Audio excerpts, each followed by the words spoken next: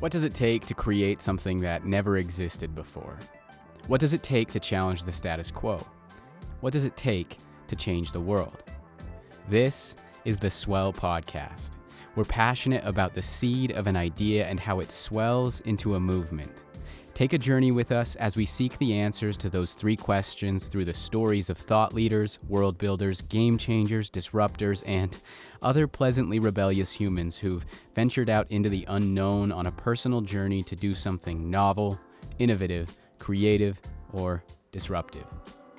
Today, in the spirit of creating something new, in addition to our longer format guest interviews each season, we wanted to sprinkle in some shorter interviews with startups and various members of Kiln, our podcast partner, where they can share their own stories and experiences of fiery formation and growth from inside the kiln. Today, we're featuring Aaron from the Start-Up Freeplay, an app that's disrupting fitness instruction and training. They're taking fitness classes and the instructors from outside of the gym and bringing those same classes and instructors to you live on their app. Be sure to like and subscribe to the podcast, sign up to our newsletter at theswellpod.com, and get in on the conversation through all of the major socials at theswellpod. Thanks for tuning in. We hope you enjoy. We started about 3.5 years ago. We were originally a universal gym membership that you would use to go with friends to the gym. So we saw this big problem where, like, if you wanted to go play a pickup game of basketball together or you wanted to rock climb together, it was really hard to get groups of friends to do that because they have different gym memberships at different locations. And there's not really like a good communication channel to rally everyone around and say, hey, let's go do this thing and quickly gather the RSVPs. So we set out on a journey to basically create a pass that you could use to get into anywhere. So we removed that friction point. And then in addition to that, we had a lot of things in our app that made it so you could quickly find an activity that you wanted to do with friends. And then you could create groups of people that you might want to do it with, and then very quickly share the link to that thing, and people could go in and just reply to a text message to say, yeah, I'm in or I'm out. So it was a really elegant way to get people to go do stuff together. And then we raised a couple $1 million on that idea. A month later, after we raised, COVID hit, and everything that our company was built on kind of went out the window, and we had to rethink our business model. And so we pushed pause for a couple of months as we waited to see how everything shook out. And then there were a couple really interesting trends that started to emerge that we observed. So the first thing that we saw is the gyms were all shutting down, right? Because COVID, it was super uncertain. Nobody knew how it was getting spread. And so immediately every fitness instructor on the planet really lost their job, and they had no way to teach anymore. And so that was kind of interesting. So what we started to see from the instructors is they would go they'd create a Zoom class and they'd blast out to their Instagram and say, hey guys, come join me for free, take this class. They just want to teach, right? That's why they got into their career. They don't care if they're making money or not, a whole lot. But then the ones that started to do this, they would teach a class and they would make double what they were making before at a gym. And they're kind of like, whoa, that's really interesting. And then some instructors would go to a park and they would teach people in person, and they would make 3 to 4 to 5 times as much as they were making at a gym previously, just by charging like, $3-4 a person. So it sort of woke up this was really a fascinating phenomenon, but it woke up the whole industry to this fact that in a gym and a fitness studio, the primary value creator is the fitness instructor, the person that's teaching the class. And instructors woke up to the fact that like, I don't need a gym or a studio anymore to teach my classes. I have all this technology at my fingertips to use. But the problem is that managing all of that technology was really difficult, right? You have Zoom, you've got like, how am I going to keep track of who's booked into a class, who's paid? How do I do the actual live streaming and then save that and distribute it out for later? So we came in, we said, actually, we have a platform that is really close to solving all of this for gyms. What if we make a few small changes and make this platform available to instructors so that they can, within a matter of minutes, come to our website, sign up as an instructor, and immediately begin teaching their client base and never have to worry about all the business side of running this freelance business anymore, because we take care of that. So that's what we did. We just launched our first version of this a month ago. We've had incredible adoption. The interest is very strong on both sides. On the instructor side, we've signed up over 150 instructors to start teaching. They're just salivating at this because there's nothing else out there like it. And then on the consumer side, because we're able to kind of disintermediate the gyms and studios, we actually are able to reduce costs significantly and pass those savings on to the consumer. So yeah, that's where we're at right now as a company. To put it in a sentence, the way that we think about it is we're making Twitch for fitness instructors, a way for individual instructors to connect directly with their community and stream online content that's very engaging and gets people all over the world fit from their home. Oh man, where do I even start? I would like to know, I'll just start here. So looking into the future, right? Looking into post-COVID, how do you look, like, what are you thinking about, or what is maybe a longer term vision when you think about the world after COVID? Sure. Yeah. I mean, I think because instructors have come to this realization that they don't need gyms or studios anymore, we anticipate that a lot will continue to teach online to reach a very broad audience, but also that they'll want to go in person. So it will be teaching at public places like a parking lot or someone's backyard or a park, and we can foresee a time where, because the value creators are the ones that are getting compensated for the value that they're creating, we envision that there might be a time where an instructor is actually shopping for gyms and studios to teach at, not the other way around. And so really, like a fitness studio might become more of a real estate business where you're just leasing your space out to the instructors, and it takes away a lot of the management overhead. Obviously, I don't think that the industry is going to go full scale that way, but Business Week did a survey. They found that 59% of gym members are not planning to renew their membership once COVID is over. And as many as half of all gyms and studios will shut down permanently in the wake of COVID. So we're seeing this industry, perhaps more than any others, other than maybe like hospitality or travel, is going to have some very, very long-term ripple effects that will be really interesting to see play out. Yeah. So you're probably going to see the way Twitch has like streamer houses now. You're going to see these fitness houses pop up with all of these fitness instructors kind of living in the same house. Yeah. Yeah. And that's the goal. We want to have, I mean, we would love to be able to do like big events too with our top streamers, and say like, hey, we're going to be in Chicago this day and time, and anyone who's in Chicago area, come take a class, and this happens a little bit today where you get like hundreds of people taking a class together, and it's amazing. But we think that like that's what the future looks like in fitness. Okay.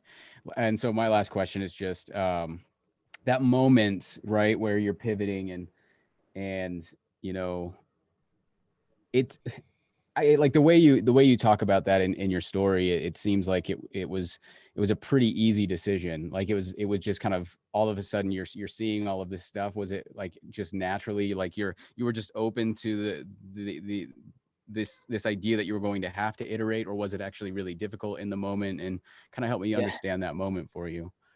Yeah.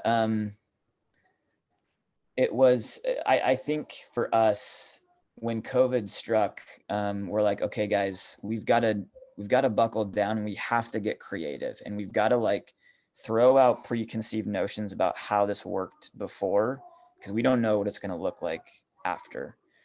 So we actually, on our own, we went and started recruiting instructors to say, hey, can you teach a class on our live streaming on YouTube? And we just want to see how it goes and learn about this. And then we actually, in July, we did a month where we did a fully outdoor series, and we just went to Skyridge High School and said, hey, show up.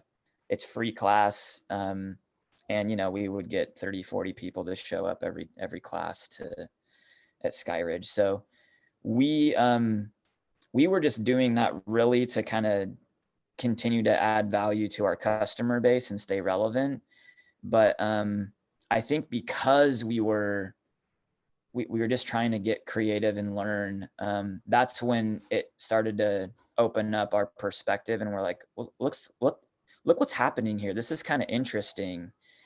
And so because we had already made all these contacts, we just called around to a few instructors, and like we were blown away at how positive their response was. I mean, everyone we talked to was like, oh my gosh, like, can I use that now? Is this something that I can, like, when can I access this? So I think it was, by the time we got to that point, it was like, we would be so stupid not to do this, because all the directions, all the things we were struggling with in the old model, like they were no longer an issue. And there's so much energy and momentum that you could just feel it, you know, you could feel that this was the right path for us. Yeah, no, fascinated by the you know, your journey so far. I think it's amazing.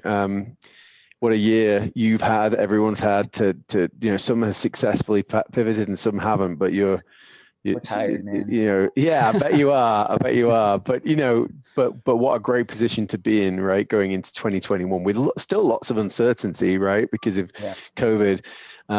And so you can just build on that. So yeah, congratulations. Just remind me, what makes the experience really unique? I mean, okay, they can use your platform and that takes away a few headaches. Yeah. What are people saying to you, like, makes it special? Yeah, I mean, I think the this online fitness streaming has gotten so hot. I mean, Peloton's just, I have a bunch of stock in Peloton just to hedge my bets, you know. But they've taken off. Apple announced the Apple Fitness Plus, and I think what's really interesting is like those companies, they're content creators, right? And they're very, very focused on the quality of the content that they're putting out, and it's a great product. But what we're seeing is that people, like, the reason that people go to their local community gym or their fitness studio is not necessarily because the quality is exceptional. That has something to do with it, but it's not everything. It's the relationship, right? It's when you walk into a class, you have this personality that's leading the class, who you have like, they're kind of, they're an inspiring figure. They're your friend. There's this form of community that I think in our generation doesn't really exist anywhere else. Like before, it was you'd go to church and you sit through a sermon, and then like that's where your community lies. But where that's not necessarily the MO for millennials and you know, the alpha generation, you need a place to be together, even if it's not in person, but be together and be with people that share your similar interests. So that's really where our focus is on how can we create that community and that bond between the instructor and their students, and make it so that you feel like when you're coming to a class, you're not just getting exercise, but like you're interacting with a friend, doing something that you both really love to do. What does the platform do to help that instructor create that relationship? Are there features, functionality now or in the future that are going to help them really kind of build that, not just in the actual session itself, but Totally. Yeah, I mean, there's some basic functionality, like when you come into the app, you can subscribe to an individual instructors, and so anytime that they're producing new content, you get notifications, or anytime they have a new live class scheduled, you get notifications. So we have that mechanism. I think the primary thing where the actual interaction is taking place is during the live stream classes. And so an instructor is teaching live stream. They're just like Twitch, there's a chat that's open, and anybody at any time can come into the chat, type a message, send an emoji that they're dying or whatever.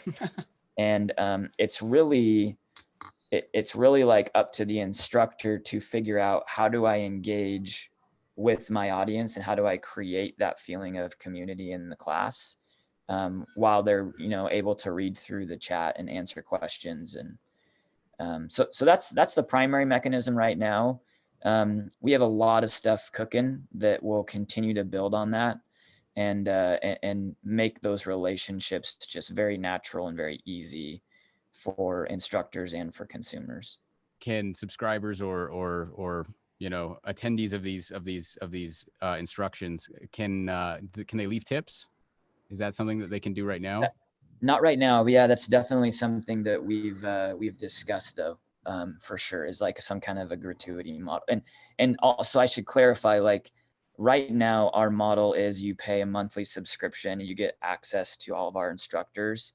What we found is that it makes the instructors feel like they're an employee of Freeplay, not a freelance instructor. So we're actually going to be moving away from that. And instead, a consumer will subscribe individually to whatever instructors they want to subscribe to, and they'll get access to all their content. And that's money directly in the instructor's pocket, and we'll take a piece of that as a platform fee. But that's where we are making a model change to help align incentives there for the instructors and the consumers. Nice.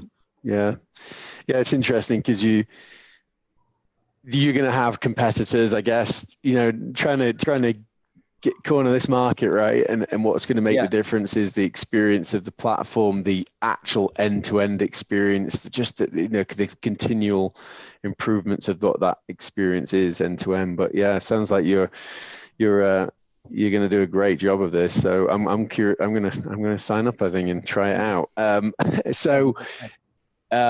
What's your role? I don't know if we covered that. Probably should have done at the beginning. Yeah. What's your role, and how did it? I'm the founder, CEO. We have I've got another co-founder that's our CTO, and so basically I just attend meetings and talk to guys like you. That's my job. But what were you doing before Freeplay? Yeah. So I was I have, gosh, how long has it been now? I've got 8 years of experience doing product management stuff.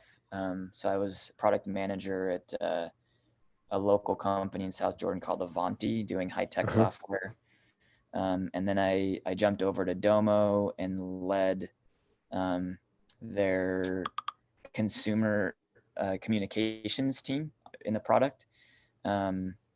So did that for about 2.5 years. And then I actually do a little bit of freelance consulting on the side. So I've done consulting for Twitter, for Google, Sony, really big consumer brands in product management specifically, and just kind of concepting helping them take brand new products to market that are disruptive or solve a particularly niche problem. So, what triggered this particular? I know you pivoted big time, right?